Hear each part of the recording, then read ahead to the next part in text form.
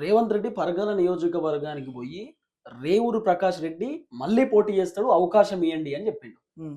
ఇప్పుడు రేవూరు ప్రకాష్ రెడ్డికి ticket announce చేయడానికి రేవంత్ రెడ్డికి అర్హత లేదు. హ్మ్. ఇప్పుడు రేవంత్ రెడ్డి ముఖ్యమంత్రి స్థాయిలో ఉన్న, రేవంత్ రెడ్డి కాంగ్రెస్ పార్టీలో పిసిసి పదవిలో ఉన్న రేవంత్ రెడ్డి ఈ వ్యక్తికి నేను ఎమ్మెల్యే టికెట్ ఇచ్చేస్తున్నా అని చెప్పడానికి ఉండదు కాంగ్రెస్ లో. హ్మ్. ఎక్కడ ఉంటదంటే బీఆర్ఎస్ పార్టీకి ఉంటుంది. ఎందుకంటే బీఆర్ఎస్ పార్టీ అధినేత కేసీఆర్, లేకపోతే వర్కింగ్ ప్రెసిడెంట్ కేటీఆర్. ప్రాంతీయ సో అది పార్టీ ప్రాంతీయ పార్టీ కాబట్టి, సో మన గల్లీ పార్టీ కాబట్టి మనం ఏం చేసుకోవడానికని ఉంటది.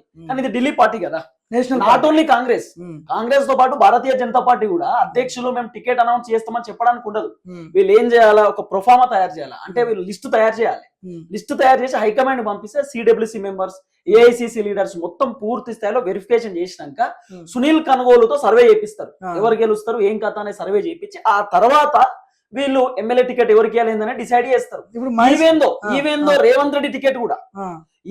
రేవంత్ రెడ్డి టికెట్ కూడా హ్మ్. రేవంత్ రెడ్డి కొడంగల్లో ఎమ్మెల్యే టికెట్ ఇవ్వాలా ఇవ్వద్దా అని డిసైడ్ చేసేది కూడా హైకమాండే. మహేష్ కుమార్ గౌడ్ ఒక స్టేట్మెంట్ ఇచ్చిండు, రేవంత్ రెడ్డి ఎవరు డిసైడ్ చేయడానికి హైకమాండ్ డిసైడ్ చేయాలి. ఇది రేవంత్ రెడ్డి మాట్లాడింది చెల్లదు అని కొట్టిపడేసి, అదే కదా మరి రేవంత్ రెడ్డి మాట్లాడింది చెల్లదు. ఆ.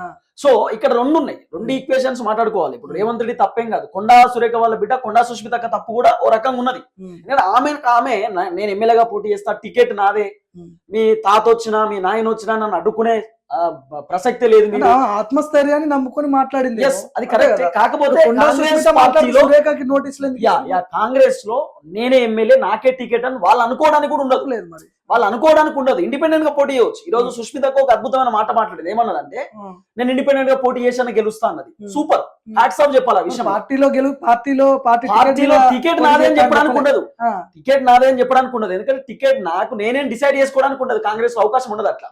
ఎవ్రీథింగ్ హైకమాండ్ డిసైడ్ చేయాలి.